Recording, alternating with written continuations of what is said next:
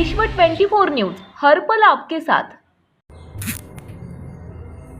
नमस्कार, मी प्रतीक्षा गजबिये आणि आपण पाहतात विश्व 24 न्यूज।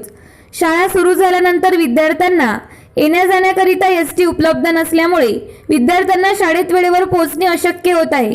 कोरोनाचा प्रादुर्भाव कमी झाल्यानंतर शासनाने नियम शिथिल केले, शाळा पुन्हा सुरू करण्यात आल्या। मात्र त्यातच परिवहन मंडळाच्या कर्मचाऱ्यांनी आपल्या विविध मागण्यांसाठी संप पुकारला आहे।